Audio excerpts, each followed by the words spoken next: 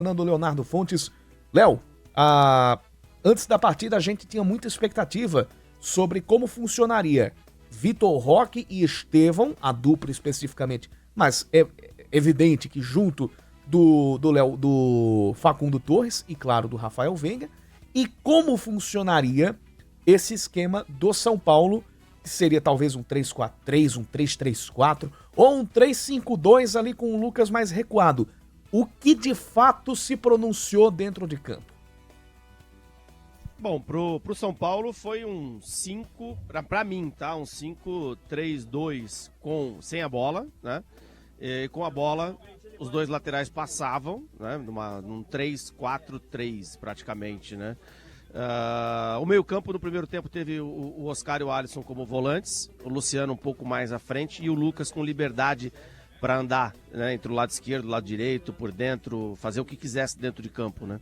E São Paulo foi um São Paulo muito móvel, pelo menos até os 20, 22 minutos, quando me parece que o Palmeiras, além de não encaixar a marcação, o São Paulo tinha mais mobilidade. Depois, São Paulo caiu um pouquinho nessa mobilidade e o Palmeiras conseguiu encaixar a marcação.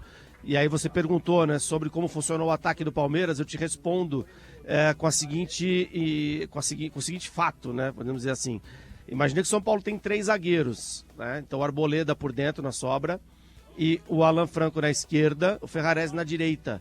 Então na direita ia o Tigrinho, o Vitor Roque, para fazer a marcação individual nele, e o Estevão ficava com o Alan Franco. Então o Palmeiras atuou praticamente com 2 atacantes. Assim que o Palmeiras encaixou melhor a marcação a partir dos 20 minutos. Deixou o Arboleda livre. Então o Facundo Torres ele veio jogar por dentro no meio de campo para ajudar o Rafael Veiga a marcar Alisson e Oscar. E o Palmeiras teve, aí sim, Emiliano Martinez e Richard Rios marcando Luciano e o próprio Lucas. Aí você percebe já um encaixe, porque o Caleri fica sozinho à frente com os 2 jogadores de zagueiros, né? Os 2 zagueiros do Palmeiras, um marcando outro na sobra. E aí vão sobrar quem? Desses todos os jogadores que eu falei? Os laterais, batendo um ala com o outro. No caso, o Palmeiras, o Vanderlan do outro lado com o Cedric, né? Do outro lado, porque eu tô na cabine aqui desse lado, né? Quem tá no rádio não tá vendo.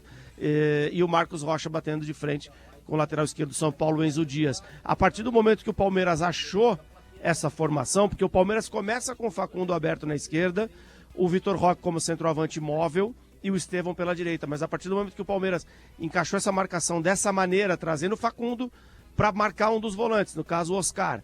No outro, é que às vezes tinha troca, né? Mas o Veiga com o Alisson. E aí ele colocou os 2 atacantes espetados e abertos, um em cada zagueiro. E o Arboleda ficava sozinho com a bola. Então o Rafael, quando tinha tiro de meta, ele tocava pro Arboleda, que estava sozinho, e o Arboleda ficava com a bola e estava todo mundo marcado. O Arboleda caminhava, ou tentava devolver pro Rafael, ou ele tentava um chutão para frente. A bola batia e voltava, o Palmeiras ficava com a bola. Isso no primeiro tempo, quando o Palmeiras começou a dominar o São Paulo.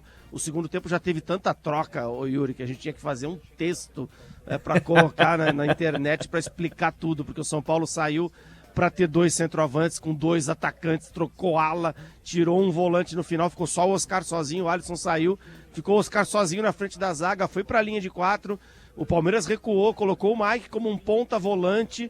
Então, quando atacava, ele era o ponta direita, quando ele defendia, ele era o segundo volante, porque o Palmeiras só tinha o Aníbal, né, com a saída do Emiliano e também do Richard Rios. E a partir de determinado momento, a gente viu o Palmeiras não abdicando de jogar, mas assumindo que ali era o momento de você segurar o resultado. Eu perguntava, Léo, a partir de determinado momento o Palmeiras não abdicou do jogo, mas concluiu que, usando a linguagem da Fórmula 1, a Ferrari do tempo do Michael Schumacher, tragam as crianças de volta para casa. Passou ali a segurar resultado.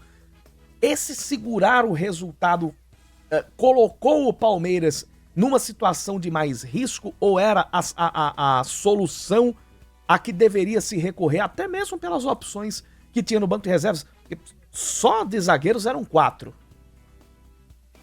Olha, eu não acho que o Palmeiras correu esse risco todo, não. Acho que foi um risco calculado. O Palmeiras tinha ainda a sua marcação muito bem encaixada no segundo tempo e tinha os contra-ataques para puxar, né? O Palmeiras tinha 2 atacantes de velocidade, né? O Estevão aberto na direita, o Vitor Roque aberto na esquerda, como eu citei ali, marcando os 2 zagueiros do São Paulo. E, obviamente, quando estão marcando e quando a bola tá com o Palmeiras estão atacando esses caras, né? Então, o Palmeiras teve chegadas, né, com a infiltração do Facundo, por exemplo, poderia ter feito o gol, o Rafael fez uma grande defesa. No final do jogo, o Palmeiras teve algumas chances também de entrar na área e finalizar, e parece que pesou um pouquinho o cansaço também, a gente não pode esquecer que é um início de temporada e o jogo foi muito corrido mesmo. E o São Paulo teve algumas bolas alçadas na área, né, porque o Palmeiras parou muito o jogo com falta no meio campo, né, o Palmeiras usa esse expediente da falta tática o tempo todo, né, e não permitiu que o São Paulo chegasse numa cara a cara com o Everton, né? Você não vai lembrar aí de uma grande defesa do Everton no jogo, talvez no primeiro tempo no cabeceio do Caleri, foi pra fora também aquela bola, né? As duas do Caleri foram pra fora, então assim... Que eu me lembre, o Everton talvez tenha feito uma defesa, e mesmo assim não foi uma defesa daquelas lá, no início do segundo tempo, e só.